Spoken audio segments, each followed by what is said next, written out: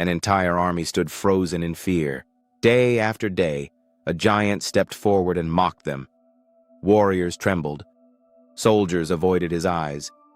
But one day, a shepherd boy walked onto the battlefield, and everything changed.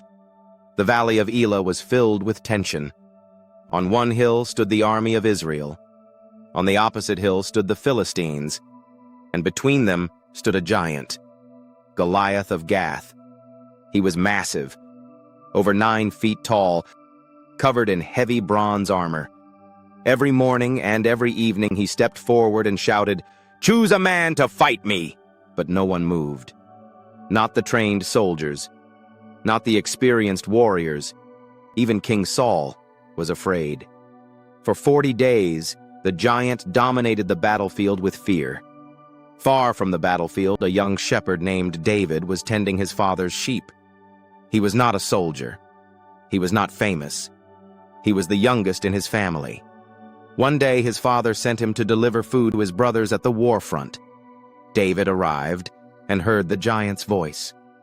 The same mocking, the same challenge. But unlike everyone else, David was not afraid. He turned to the soldiers and asked, "Who is this uncircumcised Philistine that he should defy the armies of the living God?"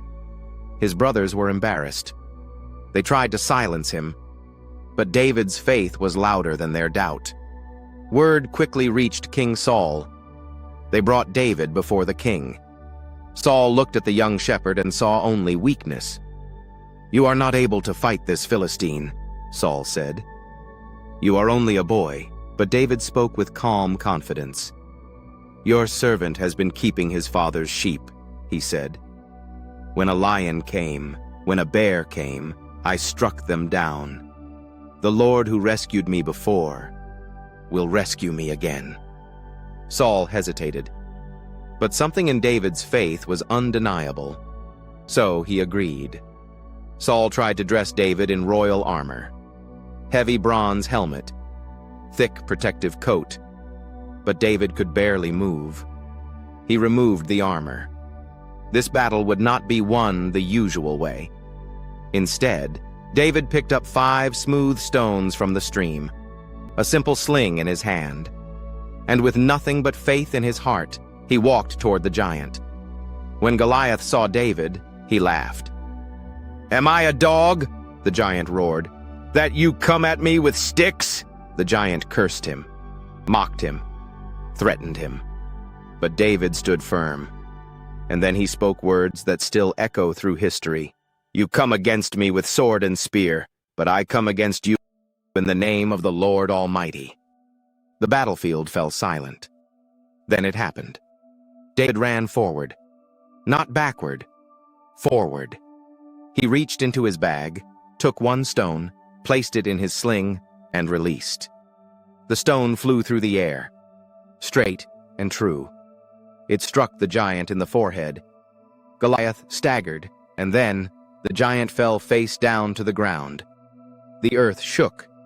The army froze. The impossible had just happened.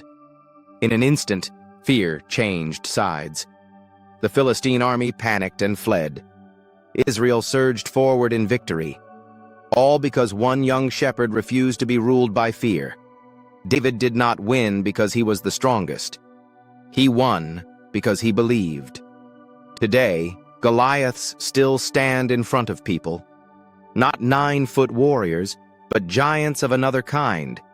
Giants of fear, giants of debt, giants of rejection, giants of self-doubt. Many people run from their giants. Many people freeze in place. But David's story teaches us something powerful. Your giant is not defeated by your size. Your giant is defeated by your faith.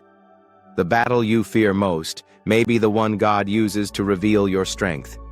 So when your giant appears, don't run. Don't hide. Step forward. Because sometimes, all it takes is 1 stone and fearless faith.